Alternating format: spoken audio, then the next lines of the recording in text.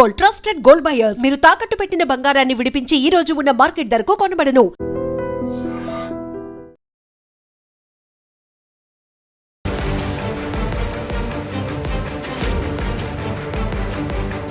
Welcome to ID. నేను మీ సంగీత. ఉత్తరప్రదేశ్లోని గోరఖ్పూర్లో భర్త అర్జున్ భార్య ఖుష్బును గొంతు కోసి మరి ఆ మంచంతో సహా తన ఇంటి వెనక ప్రాంతంలో 6 అడుగుల గోతి తవ్వి మరి పాతిపెట్టడం జరిగింది. అసలు ఏం జరిగింది, ఈ కేసును మనం ఏ విధంగా చూడొచ్చు, ఇందులో ఎలాంటి శిక్షలు ఉంటాయి అనేది ఒక్కసారి మనం మాట్లాడుకుంటే, ఇది మర్డర్ కేసు కిందకి రావడం జరుగుతుంది. దీంట్లో లైఫ్ ఇంప్రిజన్మెంట్ పడే అవకాశాలు ఉంటాయి, అంటే జీవిత ఖైదు ఆ అబ్బాయికి పడుతుంది. అసలు ఏం జరిగింది, ఎందుకోసమని భార్యను అంత కిరాతకంగా గొంతు కోసి మరి చంపడం జరిగింది అనేది మనం ఒక్కసారి ప్రస్తావిస్తే, ఈ అర్జున్ ఎవరైతే ఉన్నారో అర్జున్కి ఖుష్బుకి కూడా 2 ఇయర్స్ బ్యాక్ వివాహం జరిగింది. వివాహం జరిగిన తర్వాత కుటుంబ పోషణార్థము అతను వేరే ప్రాంతంలో తన కూలి పని చేసేసుకుంటూ అక్కడ సంపాదించిన డబ్బులంతా కూడా భార్యకు పంపించేసి ఇంటి యొక్క పోషణ తర్వాత నెక్స్ట్ అదంతా కూడా అతను చూసుకుంటూ ఉన్నాడు. అయితే చూసుకుంటున్న నేపథ్యంలో ఖుష్బు ఏం చేసింది అంటే, భర్తకు తెలియకుండా సీక్రెట్గా ఒక మొబైల్ని యూజ్ చేయడం అనేది జరుగుతుంది. ఇక భర్త ఏం చేశాడు, భార్యను కలవడానికి, అదేవిధంగా భార్యను చూడడానికి, ఇంకా కొంచెము పని నుంచి వెళ్ళి కొంచెం రెస్ట్ తీసుకోవాలని చెప్పేసి అన్న ఉద్దేశంతో డిసెంబర్ 21వ తేదీన గోరఖ్పూర్కి రావడం జరిగింది. వచ్చిన తర్వాత భార్య యొక్క ప్రవర్తన పూర్తిగా కొంచెం తేడాగా కనిపించింది. దాంతోపాటు అదేంటి నా భార్య మొబైల్ యూజ్ చేస్తుంది, ఈ విషయం నాకు తెలియదు అని చెప్పేసి అతను చాలా కంగారు పడిపోయాడు. అంతేకాకుండా భార్య ఏం చేసిందంటే, భర్తకు అనుమానం రావడంతో ఆ ఫోన్ని సీక్రెట్గా ఎక్కడో ఒక ప్లేస్లో దాచిపెట్టడం జరిగింది.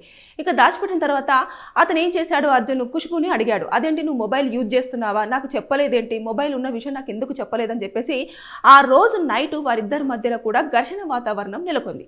ఘర్షణ వాతావరణం నెలకొన్న తర్వాత ఇద్దరి మధ్యలో వాగ్వాదం ఎక్కువైపోయిన తర్వాత అతను చాలా కోపానికి గురైపోవడం జరిగింది. అదేంటి నాకు మాటకు మాట సమాధానం ఇస్తుంది, నాకు చెప్పకుండా ఎందుకు దాచిపెడుతుంది, అసలు ఎవరైనా ఉన్నారా ఏంటి, నాకు తెలియకుండా ఎవరినైనా మెయింటైన్ చేస్తుందా, ఇలాంటి పలు అనుమానాలు కూడా అతని మైండ్లో రన్ అవ్వడం వల్ల అతను ఏం చేశాడంటే, ఇక ఈమె నాకు సరిగా సమాధానం చెప్పట్లేదు, మొబైల్ కూడా యూజ్ చేస్తున్నట్టు ఒప్పుకోవట్లేదు, మొబైల్ కూడా ఎక్కడ దాచిపెట్టిందో నాకు చెప్పట్లేదు అని చెప్పేసి అతనికి బాగా కోపం వచ్చేసి అతను ఆ వంటగదిలో ఉన్న చాకుని తీసుకొచ్చేసి మొత్తం గొంతు కోసేసి అదే మంచం మీద పడేసి ఆ మంచాన్ని తీసుకెళ్లేసి వెనక ప్రాంతంలో, ఇంటి వెనక ప్రాంతంలో 6 అడుగుల గోతి ఒక్కడే తవ్వేసి మరి అందులో పాతి పెట్టేశాడు.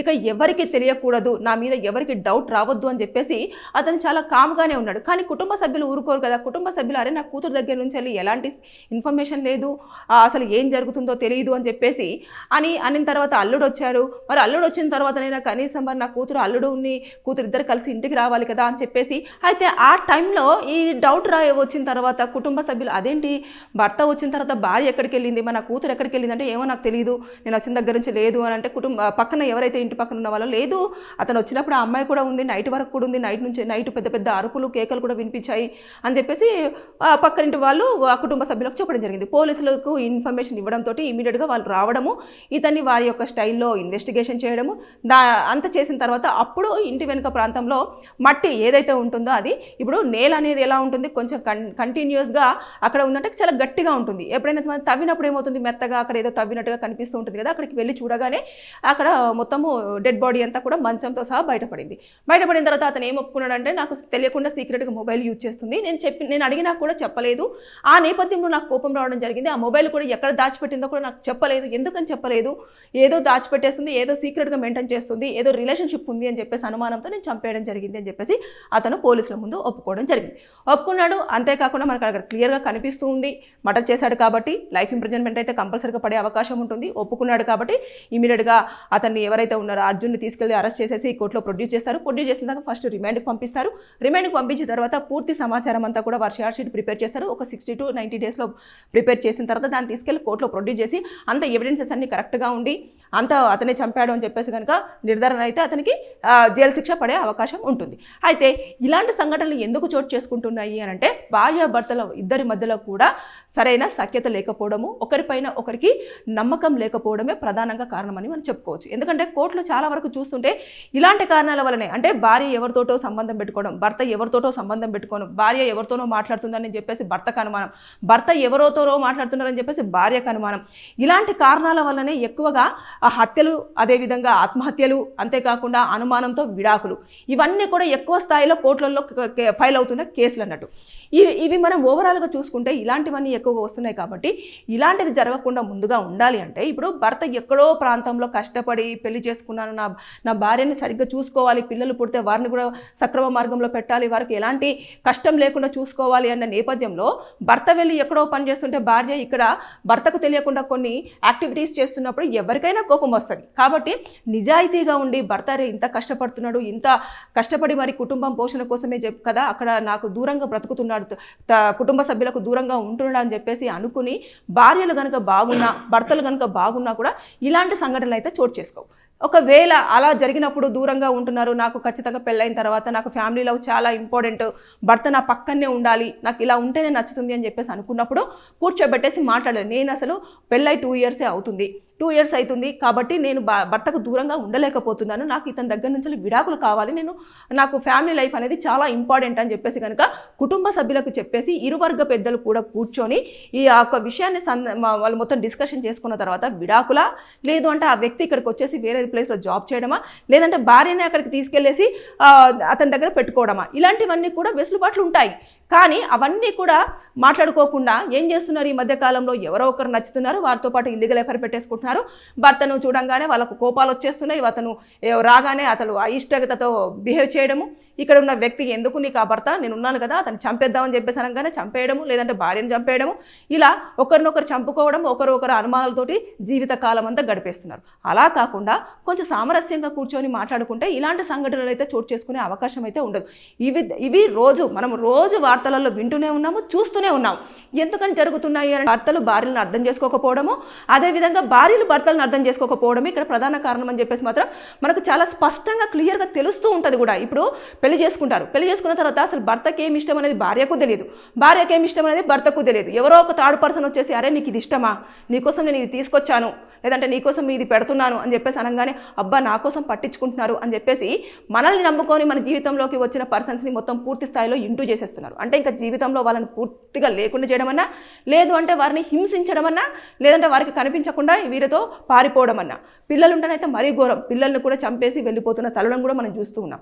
ఇలాంటివి చోటు చేసుకుంటున్న నేపథ్యంలో ఈ బంధాలు కానివ్వండి, అనుబంధాలు కానివ్వండి, నమ్మకం మీదనే నడుస్తూ ఉంటాయి. ఆ నమ్మకం అనేది ఎప్పుడైనా సరే భార్యాభర్తల ఇద్దరి మధ్యలో కూడా చాలా స్పష్టంగా, చాలా క్లియర్గా, అదేవిధంగా చాలా స్ట్రాంగ్గా ఉంటేనే ఆ బంధం నిలబడుతుంది. ఇప్పుడు భర్త దగ్గర ఎలాంటి సీక్రెట్స్ దాచాలి అనేది కొన్ని ఉంటాయి, అంతేగాని ప్రతిదీ దాచేటేసి ఇప్పుడు మొబైల్ ఎందుకు వాడుతున్నాను, ఇలా ఉంది, నాకు ఇలా నేను కొనుక్కున్నాను, లేదు అంటే ఇలా ఉంది కాబట్టి ఈ నెంబర్ తీసేసుకోండి, మీరు దూరంగా ఉంటున్నారు కదా అందుకోసమని మీకు సర్ప్రైజ్ ఇద్దామని చెప్పేసి పెట్టుకున్నాను అని చెప్పేసి అంటే ఆ రోజు ఆ గొడవ జరగకపోయేదేమో.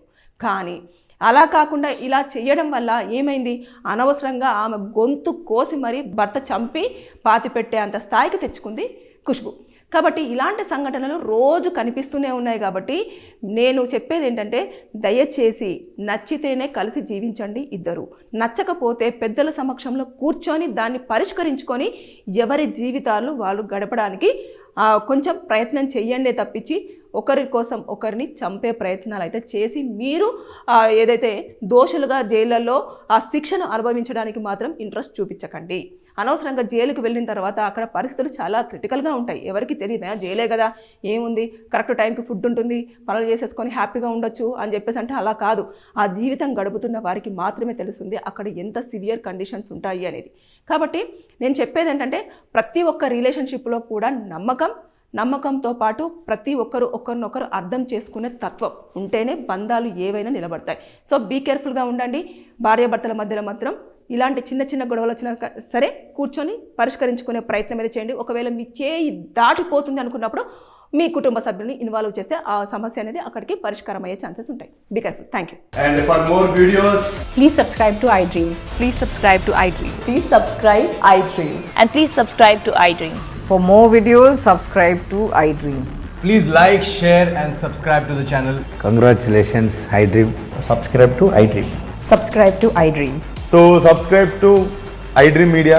iDream की iDream team अंदर की huge congratulations. Please subscribe iDream Media. Please subscribe to iDream. Subscribe iDream. Please subscribe to iDream. iDream అంటే నా కళల ఛానల్ సబ్స్క్రైబ్ చేసుకున్న నోరు తిరుగుతలేదు, మీరైతే గంట గుర్తు కొట్టండి. For more such videos, please subscribe to iDream.